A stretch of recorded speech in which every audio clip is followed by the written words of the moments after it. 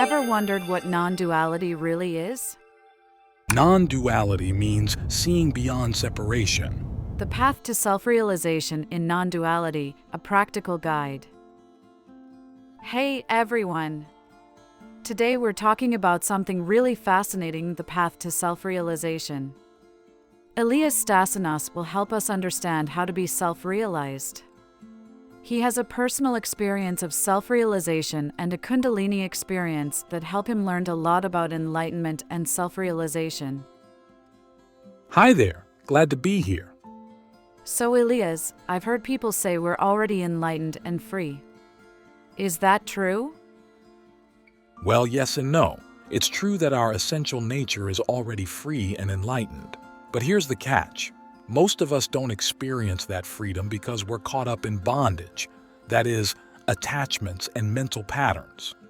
Buddha was a prince who left the throne to search for enlightenment and found it. He was asked, "Are you God? Are you a person?" "No," he said, "I am neither God nor a person. I am just awakened." He was also asked, "What have you gained from meditation?" He replied, "Nothing. However," Buddha said, "let me tell you what I lost. Anger, anxiety, depression, insecurity, fear of old age and death." Ah, I see. So what can we do to get rid of bondage? Unlike as some Neo-Advaita teachers will tell you, you need spiritual practice. You need spiritual practice because it is not just about understanding intellectually that we're free.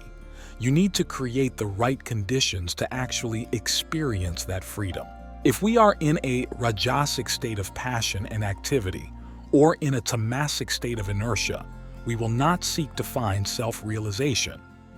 Interesting. Can you tell us more about these spiritual practices?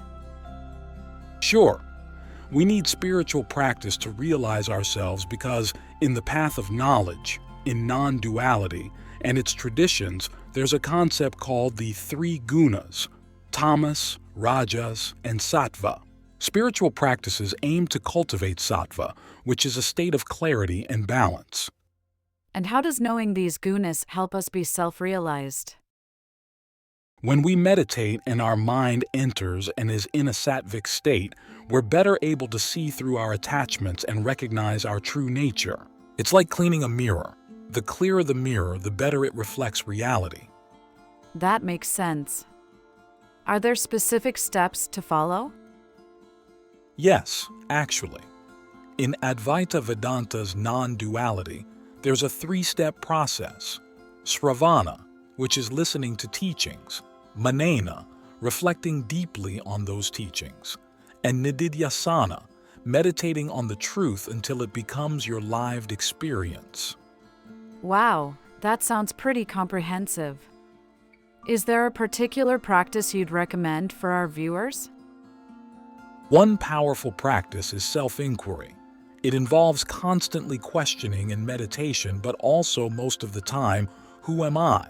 It is about investigating the source of the I thought. It's not just intellectual. It's a deep, experiential exploration. That's fascinating.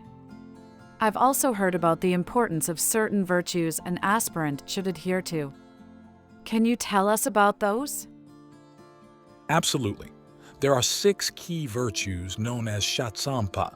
They include things like mind control, sense control, forbearance, and concentration. These qualities help prepare the mind for deeper spiritual practices. This all sounds great, but I have to ask, isn't meditation just about concentration? That meditation is just concentration is a common misconception.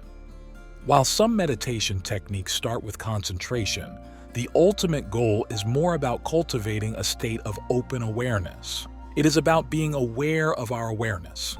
It's less about forcing the mind to focus and more about allowing a natural state of awareness to emerge. I love how you put that. Any final thoughts for our viewers? Yes, I want to tell my viewer friends that you are free and enlightened, but you don't know it. To experience it, you need to let go of the bondage of all your attachments to people, places, and things. Ultimately, You will recognize who you are and know that nothing else matters because your life is more precious and important than the things, the places, and the people you seek happiness with. Bondage is just a belief, a perception that you are not free. A belief is just a thought, an imagination, that is, a fantasy. If you stop believing in the bondage of your attachments, you will be free. Remember, the path to self-realization is about balancing effort with effortlessness. We make efforts in our practice, but ultimately, we're recognizing something that's already true about ourselves. It's a journey of discovery, not creation. You are not just a part of the universe. You are the universe experiencing itself. Feel the unity of all things. Begin to see yourself in everything. This is the path to true self-realization. Thank you, Elias. This has been incredibly insightful. And thank you all for watching. If you found this helpful, don't forget to like and subscribe for more content on spiritual growth and self-discovery. Created by Elias Stasinas. Hit the like button and subscribe if you found this useful.